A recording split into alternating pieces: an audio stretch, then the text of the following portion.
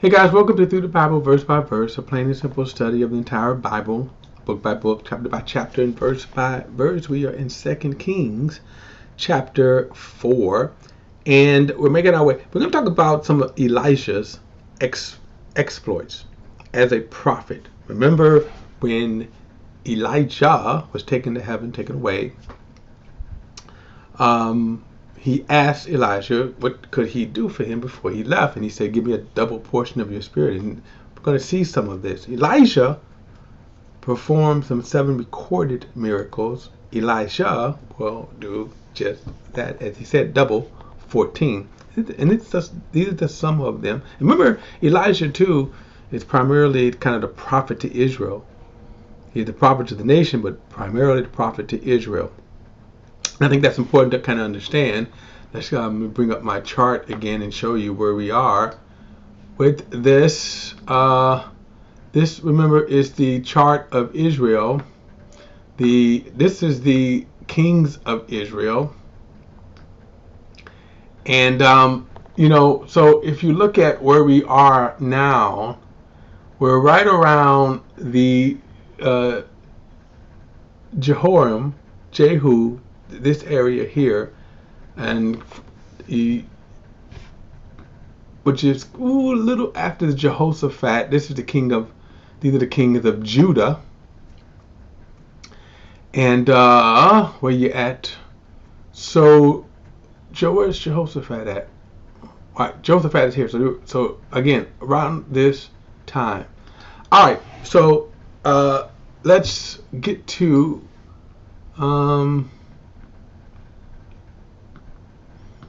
First, 2 Kings chapter 4. Again, one of the wives of the sons of the prophet cried out to Elisha, your servant, my husband, has died. You know that your servant feared the Lord. Now the creditor is coming to take my 2 children as his slaves. Now, this is what's called debtor's slavery here. The basis of the slavery was debt. You didn't owe someone.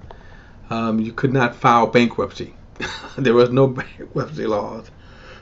So someone could literally put you or your children into debtor's slavery until the debt was paid. Verse 2, Elijah asked her, what can I do for you? Tell me, what do you have in the house? She said, your servant has nothing in the house except a jar of oil. And then he said, go and borrow empty containers from everyone, from all your neighbors. Do not get just a few. Now he's given her some instructions, which will, if you want to look at a definition of faith, when we talk about faith, okay, here first of all, faith is not just blind, okay? That is one of the most horrible misconceptions of faith, that I can just think of something that if I want to do something, right? And if I just have enough belief that I can do that, it'll happen. That's not biblical faith. Biblical faith starts off with God. God reveals to us. He gives us the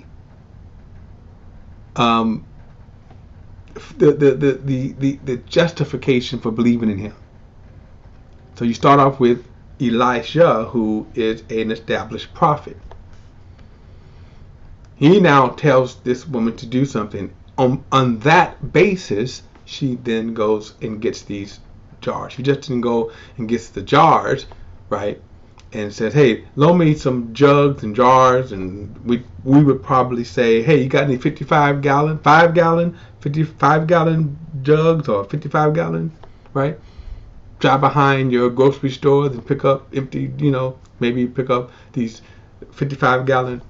It wouldn't be grocery store, it'd probably be more like Home Depot or something like that. Anyway, so the idea that she's doing this based upon what the established prophet has told her. Verse 4, then go in and shut the door behind you and your sons, and pour oil into all these containers and set the full ones to one side. Now, I want to just interject something right here, and this is just an interjection. I'm thinking about a famous preacher a few years ago, that he got really dragged through for believing God for a $65 million jet.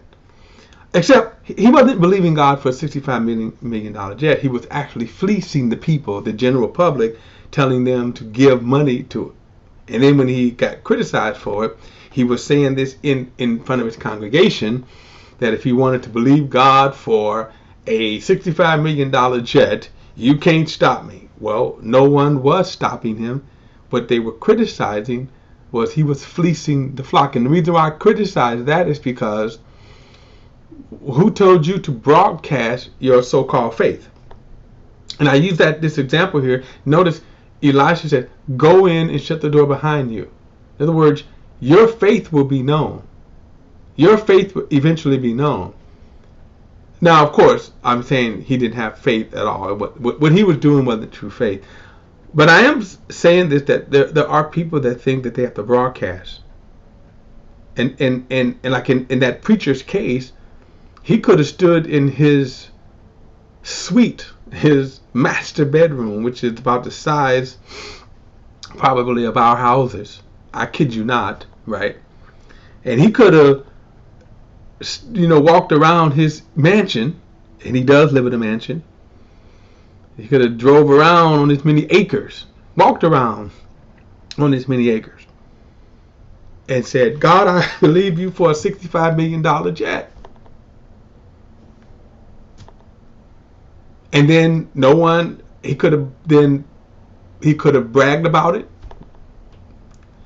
He could have given the testimony about it after the jet showed up. All right. So that's my point. He says, go in and shut the door. You don't have to broadcast this. Verse 5, so she left, and after she had shut the door behind her and her sons, they kept bringing her containers, and she kept pouring. And when they were full, she said to her sons, bring me another container. But he replied, there aren't any more. Then the oil stopped. Kind of interesting right here, right? So they got as many containers as they could possibly get. And when they could not get any more, the miracle stopped. In other words, the multiplying of the oil stopped right here. And by the way, this was a miracle. There's no way that you could have ever said that it was not anything else. I say that because you will have a critic, a skeptic, that will always try to find some kind of natural causes for that. You could not. Verse 7, she went and told the man of God, and he said, go sell the oil and pay your debt. You and your sons can live on the rest. Which is interesting because they had more, exceeding more. And by the way, this was just something that God did, an act of grace, an act of mercy. All right? Don't make a principle or law out of this, which some people do. All right. Verse 8, one day Elisha went to Shunem. A prominent woman who lived there persuaded him to eat some food. So whenever he would pass by, he stopped there to eat. And then she said to her husband, I know that the one who often passes by here is a holy man of God. So let's make a small room upstairs and put a bed, a table, a chair, and a lamp there for him. And whenever he comes, he can stay there. Now this is kind of interesting how God opened her heart. He didn't have to stay in the Motel 6 when he came by. He didn't have to stay in the Marriott, right? She provided a room, chair, little room, and it was just his room. One day, he came there and stopped and went to the room upstairs to lie down. He ordered his attendant Gehazi, and we're going to get into Gehazi later. He is a trip. He says, call this Shunammite woman. So he called her, and she stood before him. And then he said to Gehazi, say to her, look, you have gone to all this trouble for us. What can we do for you? Can we speak on your behalf to the king or to the commander of the army? She answered, I am living among my own people. So he asked, what Then what should be done for her? Gehazi answered, well, she has no son, and when her husband is old. Call her, Elisha said. So Gehazi called her, and she stood in the doorway. Elisha said, at this time next year, you will have a son in your arms. Then she said, no, my lord, man of God, do not deceive your servant. Then the woman conceived and gave birth to a son at the same time the following year, as Elisha had promised her. So you kind of see this, again, kind of a miracle. A blessing, you could probably say, for the kindness she had showed the man of God. Verse 18, the child grew and one day went out to his father and to the harvester. Suddenly he complained to his father, my head, my head. His father told his servants, carry him to his mother. So he picked him up and took him to his mother. The child sat on her lap until noon and then died. And then she went up and laid him in the bed of the man of God and shut him in and left. Now, I kind of like this woman's faith. So, of course, you know, they're living in a time where, like us, well, not like us, but they're living in a time where they did not, I'm going to say, unlike us, didn't have a lot of medicine, modern medicine. When he died, it's kind of interesting that, by the way, you knew death back then just like today. You would know death. I could tell you, if you are around someone that dies, it is unmistakable. Not like TV, okay? Not like TV at all, okay? But you would know it, and when you are in the presence of that, when someone dies, you would know that. And at some point, I think we all going to be around that. Just like, you know, you go to a funeral, if you see a body in the casket, there's no mistaking they're dead. She takes the child and put him in the prophet's room. Normally, they would have went in and buried him. If he's dead, they would have buried him. I want you to notice his faith right here. They would have buried him. Verse 21, then she went up and laid him in the bed of the man of God and shut him in and left. She summoned her husband and said, please send me one of the servants and one of the donkeys so I can hurry to the man of God and then come back. But he said, why go to him today? Is it not new moon or Sabbath? She replied, everything is all right. I guess that was a way of saying, I got this, shut up. Verse 24, then she saddled the donkey and said to her servant, hurry and don't slow the pace for me unless I tell you. And so she set out and went to the man of God at Mount Carmel. And when the man of God saw her at a distance, he said to his attendant Gehazi, look, there's the Shunammite woman. Run out to meet her and ask, are you all right? Is your husband all right? Is your son all right? And she answered, everything is well. Now, it kind of seems to me that she's not talking to Gehazi, that she wants to deal directly to the man of God. Verse 27, when she came up to the man of God at the mountains, she clung to his feet. And Gehazi pushed her away, but the man of God said, leave her alone. She is in severe anguish, and the Lord has hidden it from me. He hasn't told it me. Now, a couple of things here. Now, I want you to understand, what's interesting, one, you kind of see, just like today, how we have this kind of hierarchy, this reverence. I'm not criticizing it one way or the other. When I'm pointing out that's reality. In other words, notice Gehazi pushed her away from the man of God when he came. And I say that too because sometimes people criticize when preachers have bodyguards and stuff. And in a lot of cases, and especially in the day we live in, they do need it. Because you got some crazies out there. But notice he also says, man, this happened and the Lord didn't share this with me. It sort of insinuates here that he was used to this sort of communication from God or hearing from God. Verse 28. Then she said to him, Did I ask my Lord for a son? Didn't I say, do not deceive me? In other words, don't string me along. So Elisha said to Gehazi, tuck your mantle under your belt. Take my staff with you. Go. And if you meet anyone, don't stop to greet him. And if a man greets you, don't answer him. Then place my staff on the boy's face. Then the boy's mother said to Elisha, as the Lord lives, and as you yourself live, I will not leave you. So he got up and followed her. Again, another sort of, to me, kind of interesting point about this woman. That she's only going to stay with the man of God. She's not going to go with Elijah. She wouldn't even tell Elijah, what her problems was. She wouldn't even tell her husband. Think about that. She just told her husband, I got this, and I'm going to go and get the man of God. Verse 31, Gehazi went ahead of them and placed the staff on the boy's face, but there was no sound or sign of life. So he went back to meet Elijah and told him. The boy didn't wake up. When Elijah got to the house, he discovered the boy lying dead on his bed. So he went in, closed the door behind the two of them, and prayed to the Lord. Then he went up and laid on the boy. He put his mouth to mouth, eye to eye, hand to hand. And while he bent down over him, the boy's flesh became warm. Elijah got up, went into the house, and paced back and forth.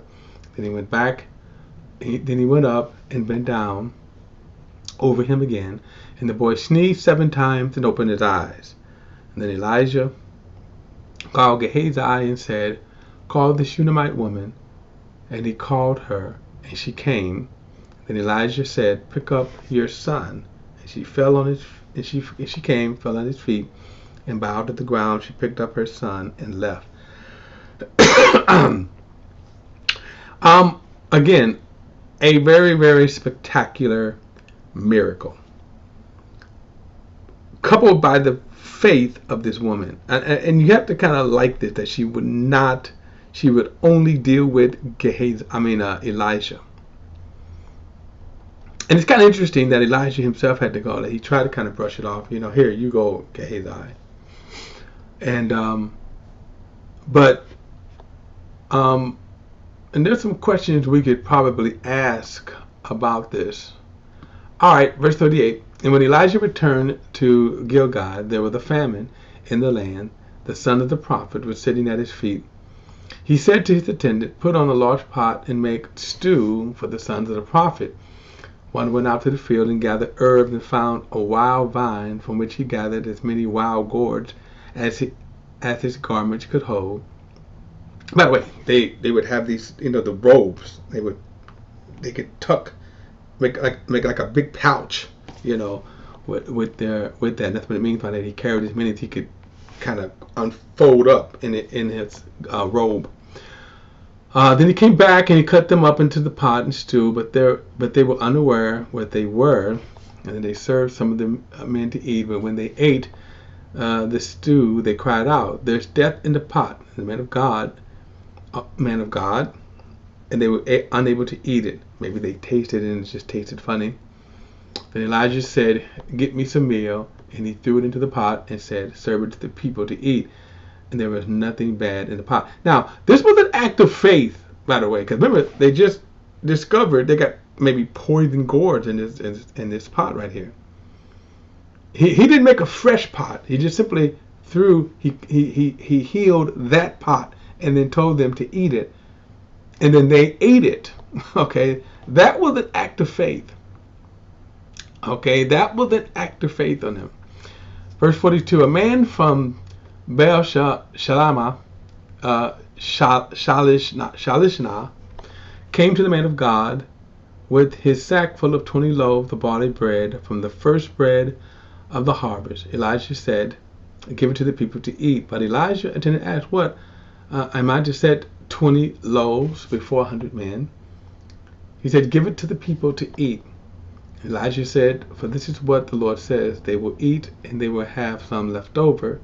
So he gave it to them as the Lord had promised, and they ate and had some left over. Now, immediately something should come to mind here when Jesus fed the loaves of bread. Now, the reason why I'm even bringing this up, the fact that when it says that Jesus, the miracle, the comparison between Jesus feeding with breaking up the bread loaves and Elijah, that when Jesus performs this miracle, Now you understand why there should have been no doubt in their minds that Jesus was the Messiah. That there should have been no doubt in their minds because he's performing the exact same miracles that Elijah was performing. And so they should have, but anyway, they didn't. But you see this, Elijah multiplied this bread, and Jesus multiplies the fish. All right, guys. Don't forget to like and share this video. Subscribe to BP the Bible Perspective. All comments are welcome, so add them. And don't forget to hit that subscribe button. I will see you in the next study.